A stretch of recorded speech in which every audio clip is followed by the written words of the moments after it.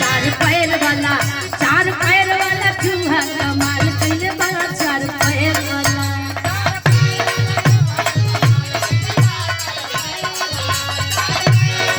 ये तो पुरान हो गई।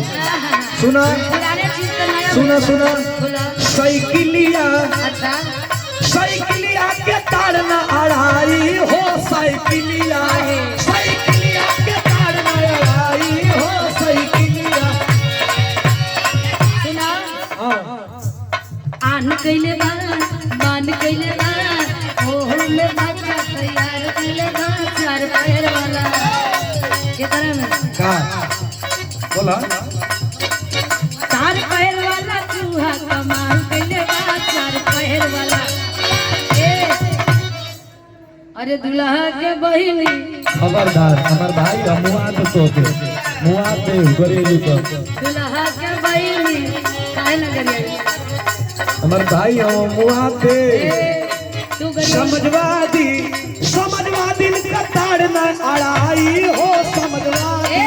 रुका बोला अरे दुल्हा के बहिनी उठी मरावत बैठी मरावत आधी रंग के पलंग पर बला चार पैर वाला चूहा कमाल कइले बा चार पैर वाला।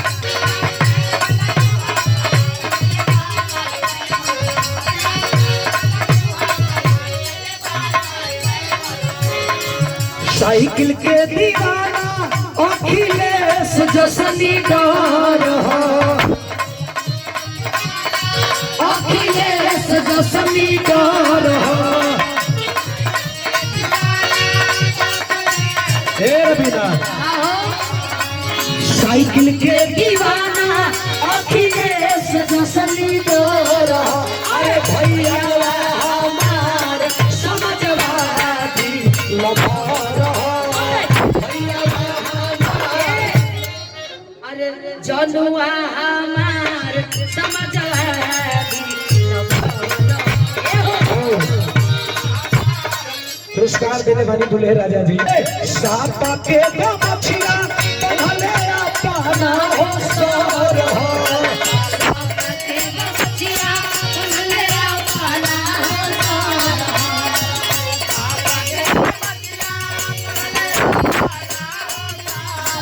सापा के गमछिया भले अपना हो सर हो। अरे भैया हमार समझवादी लभार हो।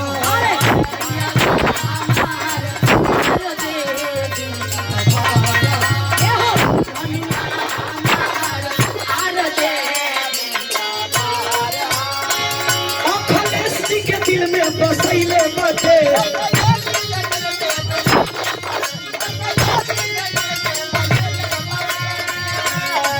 उनकर फोटो डीपी पे लगैले बाटे।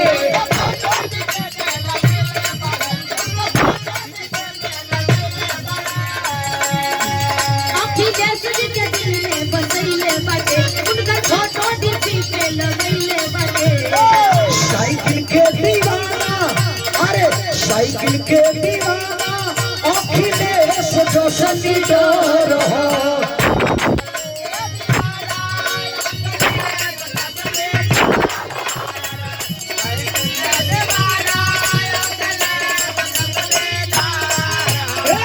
साइकिल के दीवाना अखिलेश जसनी डर हो। अरे भैया हमार समझवादी लभार हो। अरे भैया